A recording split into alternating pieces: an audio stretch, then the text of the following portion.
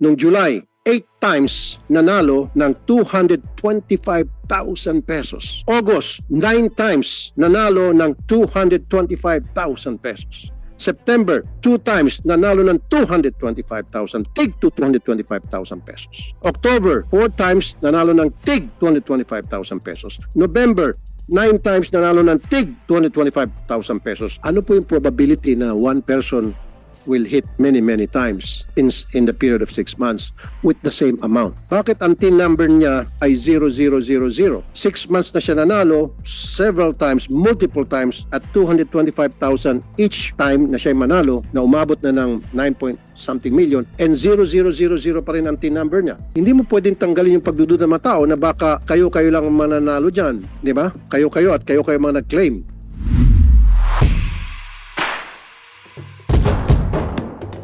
July, 1, 2, 3, 4, 5, 6, 7, 8. 8 times nanalo ng 225,000 pesos. August, 9 times nanalo ng 225,000 pesos. September, 2 times nanalo ng 225,000, tig to 225,000 pesos. October, 1, 2, 3, 4. 4 times nanalo ng tig 225,000 pesos. November, 9 times nanalo ng tig 225,000 pesos. Or excuse me, in fact, yung pinakalas, nanalo siya ng 450. So, December, 4 times nanalo ng tig 225,000. So, nandun yung uniformity na every month, tinatamaan niya yung tig 225,000 pesos na premyo. Okay? O August, tig 225,000 naman, 9 times. So, this amounted to 8.3 million. Actually, 9 million pa. Tama? 9-point-something million. So, ano po yung probability na one person will hit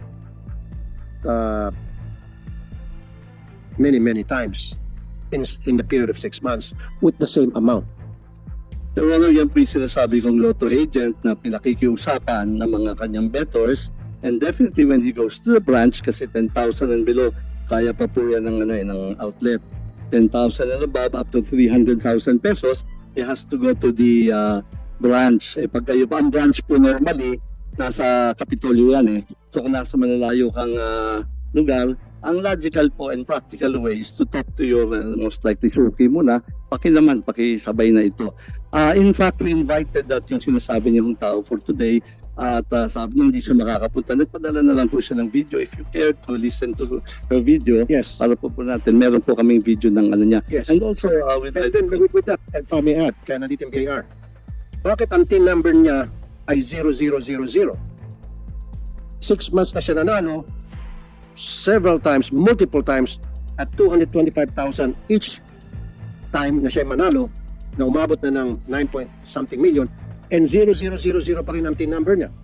Mamaya yung BIR will explain to us how did it happen. one moment, Your Honor. Comsec, gusto ko yung mga pangalan na binanggit ko. I want them to be here sa next hearing and to explain to us kung talagang agent sila. And then kung agent sila, then bakit kung sila ay nakiklaim on behalf of some people o suki nila, whatever, then why are not they paying taxes? Kasi dapat yan, nakalagay ang TIN number nila rito. Tama ba ako, BIR? Nakalagay po dapat yung TIN nila. Exactly. Pag 00, ibig sabihin po, hindi po sila naglagay ng TIN nila. So, binawasan sila ng tax ng PCSO, saan nire-remit yung tax na ibinawas? Kasi PCSO is obliged, Sa amin po. di ba, na magbawas ng tax. Halimbawa na lang, okay, habang nag-usap sila, hindi naman lahat may TIN number. Anong proseso BIR? Kunyari ako, ordinary mamamayan, o ordinary mamamayan naman talaga nanalo ka naman sa PCSO, at nanalo ako, say 225,000. Pupunta ako sa PCSO na wala akong TIN. Ano ang dapat proseso ng PCSO para makapagbayad ng tax? Ako na nanalo ng 225,000. Dapat po, pag-register po muna siya. Kasi po, magbabayad po siya ng tax, mag-withhold po si PCSO. Dapat po, make sure nila na registrado po muna yung individual. So, paano kung wala akong tax pagpunta ko sa PCSO? So, paano kung wala akong TIN pagdating ko sa PCSO at may hawak-hawak ko ng winning ticket worth 225,000? What is the procedure per BIR? Well, sa amin po, since mag-withhold siya, mag-file po siya ng form, kailangan may TIN po yun. Kung wala po, i-require po muna si taxpayer o yung nanalo sa winner po na mag-register po kung wala pong TIN. Pero di ba there's such a thing na magbibigay siya ng temporary TIN number? Wala pong... Kasi kung maghihintay pa ng several days before mabigyan siya ng TIN sa kanya makiklaim yung kanyang price, dito papasok itong magkakaroon ng maraming tinatawag na fixer or rediscounter. Ang TIN naman po, Mr. Chair, 1 day lang po, mabilis lang po. 1 day. Yes po. Punta lang po sa district office, pila lang po. Tapos, depende po sa traffic po ng tao. Pero for example, sa Metro Manila po, within 20 minutes, nakakuha na po agad ng TIN yung individual po. Pero, mamaya sa PCSO ang tanong ko, pero wala ba kayong tao sa PCSO na naka-standby doon para sa mga winners, turuan sila, i-guide sila, i-process yung kanilang team doon sa mga walang team, nang sa gayon, hindi na pupunta sa mga tinatawag ni Mr. Robles sa mga agents at para ibigay yung kanilang winning ticket. Wala po, Mr. Chair. Pero meron na po kaming ngayon online na madali na lang po mag-register po. Okay. Pero hindi tama itong nangyayari dito na lahat ng mga multiple winners 0-0 ang 10. So may discrepancy rito, may problema rito. As you can see it, Mr. Tibayan.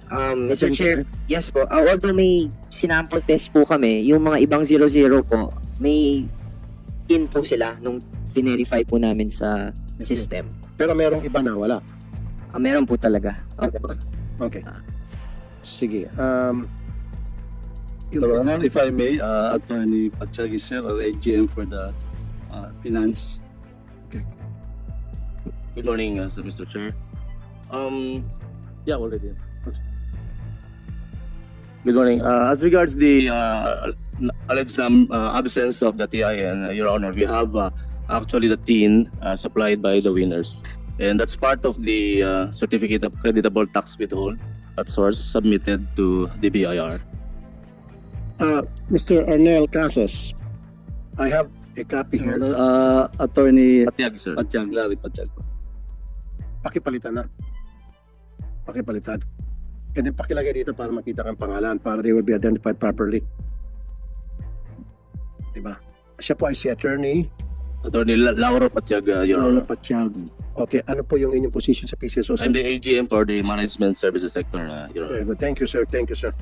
Sir, sa listahan na meron kami, July 2023, 2,619 bettors ang nanalo.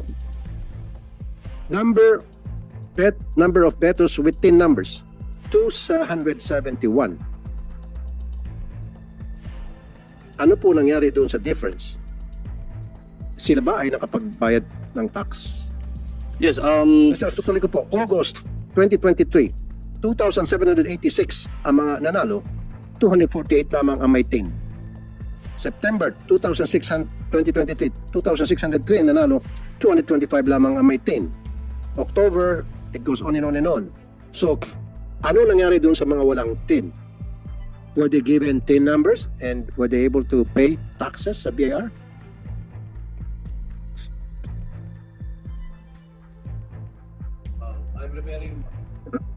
Your Honor, I'm referring to the winner, particular winner mentioned as regards the winnings. Mamaya na po yung winner. Mamaya. Ito Pero lang po yung- kasi sinasabi nyo, may mga TIN numbers. Okay.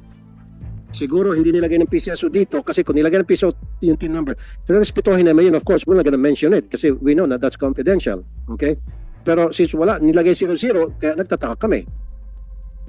O kung talaga may TIN numbers yun, yung mga malalaki, yung mga multiple winners, nilagay nyo sana para hindi na kami magduda. Siyempre, we will never show it to you yung TIN number niya o nila, yung mga multiple winners. Now, sige po, sino gusto mag-answer? We have the division chief, Your Honor, that processes the winning claims of our lotto winners, and Miss Velan. Miss, anong pangalan? Ma'am, anong pangalan niyo po, ma'am? State your name and position. Fel-Ann Ramos po. Ma'am, pwede patanggal para magkaintindihan tayo. Lahat naman tayo rito vaccinated. Sige po. Fel-Ann Ramos po, Division Chief ng Prize Fund ng Accounting Department. Okay, ma'am. Okay, kwento sa amin yung proseso. Halimbawa, ako si Juan de la Cruz. May hawak-hawak ako na 225,000 winning ticket. Ano yung proseso?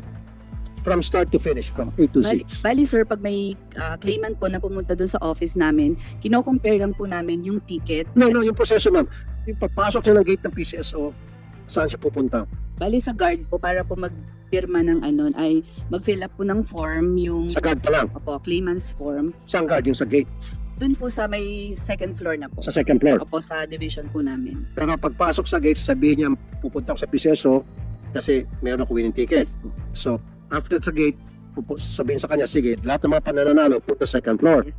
So, Juan de la Cruz will go to the second floor. And then, pag sa second floor, ano nangyari? Bali mag-fill up po siya ng form sa claimant's form. Then after po nun, ibibigay po ng ibibigay ng guard dun sa staff po namin para i-validate po yung ticket. Okay. So pag once na may ticket po, ang kino-compare po namin is yung 2 valid IDs plus yung ticket po na dala niya.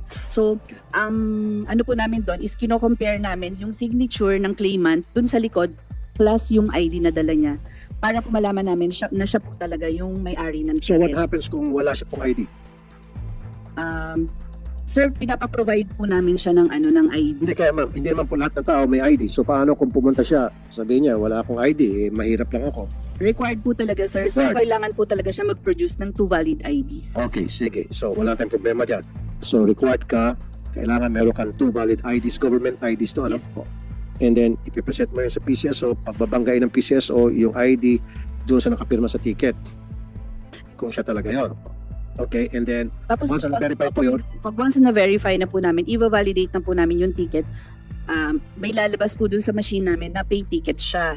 So, pag once na na-validate na po namin, ipaprocess na po namin yung voucher. Regarding po dun sa TIN, may mga ibang claimants po kasi na wala po talaga silang TIN. exactly. So, yun po yung ginagamit namin, sir, yung 00. Or may mga agents, may mga claimants. Okay, wait, stop right there. So, meron po mga winners, kumpleto sila sa ID, verified nyo yung signature nila doon sa winning ticket na sila yon, and then nung ipoprocess nyo na, bago sila mabigyan ng voucher, wala siyang TIN. Yes po. So therefore, lalagyan nyo siya ng 000 TIN. So, paano nyo po may remit yung winnings niya, yung panalo niya, yung tax sa pagpanalo niya sa BIR when in fact you have a 00 TIN number? Bali yung, sir, yung nasa alpha list po namin, yun po yung mga nakalagay na 00 plus yung name po ng claimant. Kamuna, BIR, are you listening? Nag-process sila ng winning ticket worth 225,000. Since walang TIN number, lalagyan nila ng 000. Babawasan nyo yun. Magkano ibabawas nyo? 20% po. How much is 20% of 225? 45 po. 5,000. Yes po. Yun ang binawas ko doon sa 2025, 45,000 na supposed to be sa BIR. So, paano ibabangga ng BIR yung 00 TIN number? Doon sa winning yung 40, magkano po ulit? 45,000. 45,000. Ibabangga sa tao na nasa, di ba? BIR, explain. Kami naman, Mr. Chair, since it's already a final tax, kumbaga nabayad na yung total amount of tax, wala nang ki-credit po. Kasi hindi po siya creditable na ibabangga namin sa income pa ni taxpayer. Kumbaga, yun na po yung total tax po na Kaya nga po sir, ano? So, yung 40,000 na binawas nila doon sa winner na walang TIN, na binigyan nila ng 00 TIN, magre-remit kayo sa BIR? So, paano ma-identify ng BIR kung sino yung nanalo na 00 ang TIN number? Saan nila ilalagyan? BIR, how can that happen? So, Juan de la Cruz, 40,000, 0000. Paano po? well, technically, Mr. Chair, hindi namin exactly mababangga kung lalo na kung may multiple names na makakapangalan po. Kasi ang pinaka-identifier po talaga namin is yung TIN ng So, individual. ano gagawin niyo po doon sa mga tao na pinawasan ng buwis daw ng BIR, ng PCSO, at isinabit sa inyo pangalan with 00 TIN? Ano pong ginagawa niyo? Nangyari na ho ba yan sa iyong experience? Does that happen? It never happen or it happens many times? And kung nangyayari po yun, ano yung ginagawa niyo doon kay Juan de la Cruz na 00 ang TIN at marami sila at nagbayad ng mga taxes? what do you do with them? Kung totoo sila, kung totoo yung sinasabi nila. Kami kasi, Mr. Chair, what we do is, may mga, Ano sa masagutin mo? Nangyayari ba yun? Yung sinasabi niya, consistent ba yun? Sinasabi niya? when, based sa records po, marami po talagang 000 nangyayari po. Sinasabit sa inyo ng PCSO. Yes po, meaning blank po yung tin na sinasubmit po sa amin. So what do you do with those winners na 000 ang tin? So paano ibabangga yun sa pag sa Well, hindi na tao po, na samantalang wala naman tin? Ang tin naman yung pinaka-identification, tax identification ng isang taxpayer. opo, So, ano mangyari doon sa pera? Kung sabi, inaamin pala, meron. So, saan napupunta yung pera ng mga nagbabayad ng tax using the 00T number? yung tax po, nare-remit po sa BAR, nababayaran naman po sa BAR. Kaya nga po, pero kanino po ibinabangga, wala naman tin number. Di ba dapat yung ibinibigay na winnings in taxes, mga tax doon sa winnings, ibabangga yun sa tao na nanalo, na may tin na may tin number. Since wala itong tin number, kayo nang gagawa ng tin number doon sa 00? Hindi po, may mga instances, Mr. Chair, check po namin kung meron talagang tin. Kasi minsan po, napansin po namin, wala nga pong sinasubmit si PCSO and then, nung dinouble check po namin, may tin naman pala yung individual. Okay, sige. Yung wala po talagang tin, nagsasabit ng PCSO ng walang tin Apo. na bayad na tax mula sa winning sa loto. Ano pong ginagawa nyo? Yun, Oo. Mr. Chair, hindi namin ma-identify talaga na kasi wala po talaga siyang tin. So, ano ginagawa nyo po doon sa perang yon? Yung na-remit sa amin po, counted pa rin po as collection kasi may nanalo pa rin po and may tax pa rin pong dapat bayaran dun sa panalo. Counted as collection. Yes po, opo. Okay. Kasi, opo. So, napupunta pa sa kaban ng bayan. Yes po, Mr. Chair. Okay ako dyan. Pero, tulang sinasabi ko kanina, ang daming multiple winners na walang tin at base po sa record ng PCSO, libo-libo po ang mga nanalong bettors pero hindi po tumutugma, daan lamang po ang may tin numbers. Example, July 2023, 2,619 nanalo, 271 lang may tin. Yes, Mr. Chair. Actually, for those who are taxpayer po talaga, there is already a tin for the taxpayer. Meron po kasi talaga mga winners na hindi naman talaga sila yung may fixed income or may business. That's why wala pa silang tinatawag na tin. And in that case, they will not be able to claim the same deduction or withholding tax as a creditable for filing of their income tax return. Kaya po itong katulad po na isang winner natin na mayroong tin. So that winner can use that certificate of deduction as part of his documentation when he files the income tax return. Kino-consolidate po kasi ang income ng isang taxpayer and that this can be considered as part of his income but already deducted with the 20% final tax. Okay, Miss Felian Ramos, tama ka? Why don't we do this para hindi mo magkalituan? Lahat po ng mga nanalo, dapat pag nag-submit kayo ng tax na binawas nyo doon sa winning niya, emit number na. Sabi ng BAR, less than a day lang daw. So, dapat from now on, huwag kayo mag-submit ng 00 thing sa BAR. Kasi diyan magkakaroon ng pagdududa ang lahat eh. Hindi mo pwedeng tanggalin yung pagdududa ng mga tao na baka kayo lang ang mananalo dyan. Di ba? Kayo at kayo mga nag-claim. Hindi malis kasi katulad nito. July. Grabe naman to. Sobrang swerte niya. Isang tao lang to. So, ito ay claimant. Obviously, for me, kung susundan ko yung sinasabi nyo, this is a claimant. This is not a winner. Tama ba? Inaamin nyo na po sa akin. Hindi, gusto ko pag-amin. This is a claimant. So, claimant ang definition nyo, not necessarily the winner. Ako na po nag-fill in the blank kasi ayaw nyo direct sa akin. So, agent ito. Na, on behalf of the winners, siyang puntahan. So kumbaga, alam na ng mga winners na siguro may karatula sa bahay niya, kapag kayo nanalo sa loto ng 2025, dito kayo pumunta sa akin at babayaran ko kayo on the spot, wala nang abala. O baka may website dyan tingnan nyo sa internet, kung may ganun na nag-offer, meron ba?